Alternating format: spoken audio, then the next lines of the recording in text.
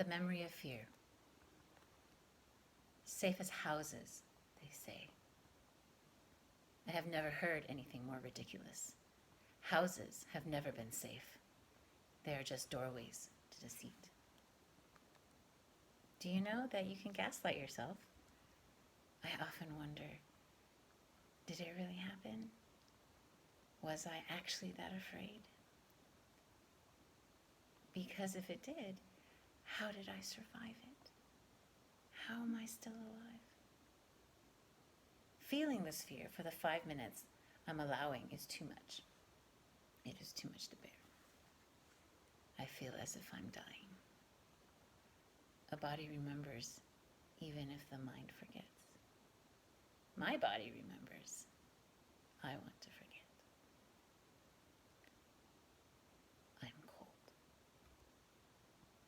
How can I not be a monster? I am what my Father has made me.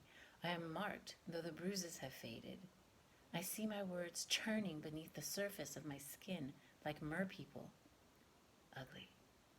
Mouths full of sharp teeth. I try to force my words into meter and form, to make them behave, to subjugate my thoughts and make them orderly and safe. They will not be contained. I cannot be contained. I contain multitudes. What is the meaning of what happened to me? The what and the why? What is the meaning and why of me? Will I always be thus defined? What does it mean to go on living? And what is the point in finding meaning?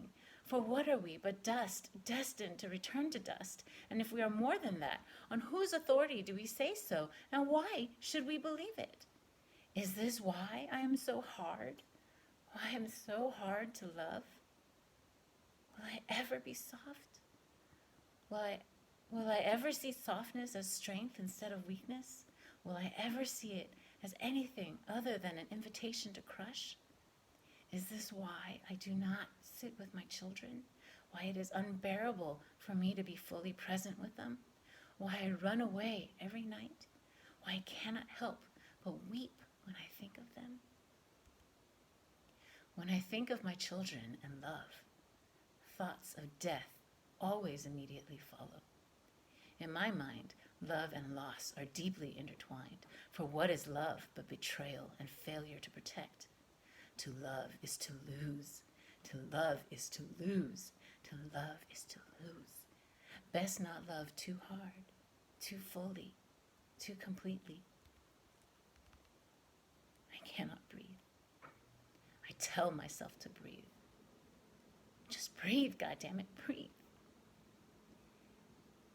In the back of my mind, I hear myself saying, be brave, little one, be brave. And I cannot bear it. I cannot bear it. Why is it so terrible to be weak, to feel the fear, to work through the pain? Why is it so terrible to admit that I need help, that I am broken and hurt, that I yearn for a soft place to land? Why is love so truly terrifying? I scrabble. I scream to myself, love is a lie. Forever is a lie. Do not trust it. It will only bring you pain. But I must not believe it, because I do not believe my love for my children is a lie. I refuse to believe it. I love my children so fiercely that I am terrified. The only way I can stand it is to pretend that they're assholes, that they're a horrible burden upon me, that I love them, but only under duress. I lie because to face how much I want them, how much I willed them into existence, how much I desperately love them, is to invite the capriciousness of the gods. I love my children with a wildness I never expected. And the act of acknowledging it, of naming it, I am undone. All I can think of is, why was it so easy for my father to leave us? Did my father not love me enough? Was I defective somehow? Was I not enough? And if my own father did not love me, how can I ever be enough?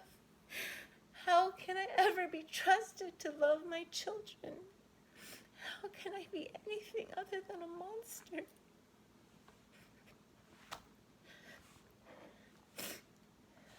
Is it any wonder that fear is such a recurring factor in my life? How can it not? I was steeped in it from the beginning.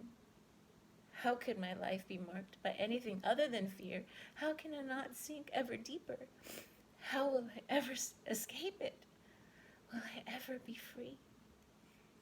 And still, I hear my voice, however muted. Be brave, little one, be brave. Sometimes to choose to live is the bravest thing we can ever do.